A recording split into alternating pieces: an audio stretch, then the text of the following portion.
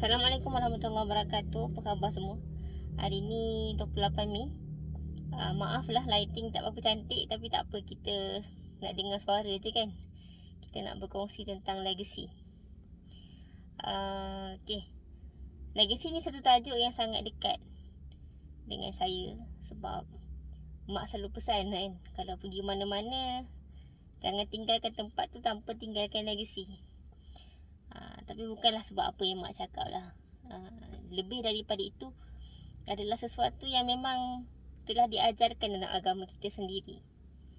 Legacy ni, kalau tengok kamus, ialah satu, biasanya orang kalau tengok kamus bahasa Inggeris tu adalah kekayaan yang ditinggalkan. Tapi bukanlah kekayaan sebenarnya. Lebih dari itu adalah manfaat yang boleh ditinggalkan kepada sesuatu tempat ataupun orang setelah kita pergi. Itulah legacy yang akan dikenang. Dalam agama kita, Rasulullah SAW sentiasa menggalakkan kita untuk meninggalkan kesan yang baik kat mana pun kita pergi. Ada banyak hadis yang berbicara tentang manfaat yang baik ataupun kelebihan meninggalkan kesan yang baik kepada umat. Antaranya adalah hadis tentang man sanna sunnatul hasanah tu kan. Siapa yang membuka jejak kepada satu amal baik, baginya pahala orang-orang yang melakukannya selepas dia. Ada lagi hadis yang Rasulullah SAW menyebut, orang yang paling baik di antara kamu adalah orang yang paling bermanfaat kepada manusia. Manfaat tu adalah benda yang kita tinggalkan, betul? Dan manfaat adalah satu benda yang memberi zat ataupun menumbuhkan kebaikan kepada orang lain. Itu manfaat. Keuntungan lah kan, keuntungan. Bila seseorang itu untung, apa dia boleh buat? Bila seseorang itu untung, dia boleh berdiri dengan kakinya sendiri, dia boleh menjadi seorang yang merdeka, boleh stand tall kan, dan sebagainya. Banyaklah kalau kita nak sebut dari sudut hadis.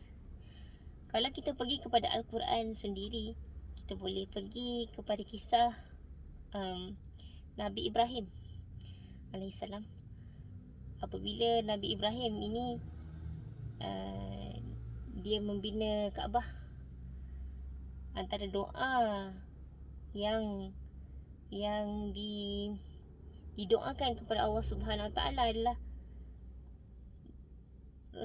Nabi Ibrahim meminta supaya Allah menjadikan ataupun memilih seorang nabi daripada keturunannya untuk menyampaikan agama kan. Tak ingat surah apa, ayat apa, tapi itulah antara doanya. Nabi Ibrahim ni adalah Nabi yang bak kata Nu'man Ali kan, adalah Nabi yang berfikiran jauh, wawasan dia jauh. Jadi dia bukan hanya memikirkan tentang diri dia ataupun Kaabah yang telah dibina, tapi tentang apa yang dia tinggalkan. Dia nak tinggalkan apa? Jadi doa dia tu adalah doa yang Allah makbulkan dengan hadirnya Nabi Muhammad sallallahu alaihi wasallam, yang mana manfaat Nabi Muhammad sallallahu alaihi wasallam itu dirasakan oleh kita sampai hari ini. Itu kita boleh panggil juga sebagai legacy Nabi Ibrahim. Jadi umat Islam sepatutnya dalam hidup dia, dalam setiap fasa yang dia pergi, setiap apa yang dicita-citakan, dirancang dalam hidup, sepatutnya diselitkan satu persoalan yang perlu dijawab, iaitu apa yang boleh ditinggalkan. kita pergi ke satu tempat, jangan meninggalkan tempat itu tanpa meninggalkan kesan yang baik. Dan kalau boleh kesan yang kita tinggalkan tu biarlah satu kesan yang panjang umurnya. Mungkin kesan tu tidaklah menjadikan orang ingat nama kita selama-lamanya. Tak perlu pun ingat nama kita kan. Tapi kesan tu biarlah menjadi satu asas ataupun foundation kepada binaan yang lebih baik, binaan yang lebih tinggi, lebih besar. Dan semoga Allah bagi kita keikhlasan untuk melakukannya, supaya amal tu menjadi amal soleh, dan semoga pahala yang datang selepas itu mengalir walaupun kita dah meninggal kelak. Legacy ni satu lagi banyak dikaitkan dengan bagaimana orang mengingat kita lah kan. Nak tak nak kita ni kalau boleh nak orang ingat juga lepas mati kan, doakan kita ke apa ke kan. Tapi itu juga adalah rezeki Allah. Orang ingat tak ingat kita tu rezeki Allah Subhanahu Wa Taala. Hanya saya teringat pesan Hamka, kata Hamka, ingatan yang baik terhadap seseorang setelah dia mati itu adalah umur kedua. Ada orang yang Allah Subhanahu Wa Taala beri dia umur yang sangat panjang dalam umur kedua dia. Macam Rasulullah SAW. Baginda telah meninggal, tapi beliau diingati dengan jasa baik, dengan segala apa yang telah baginda tinggalkan sehingga hari ini dan sehingga hari akhirat nanti.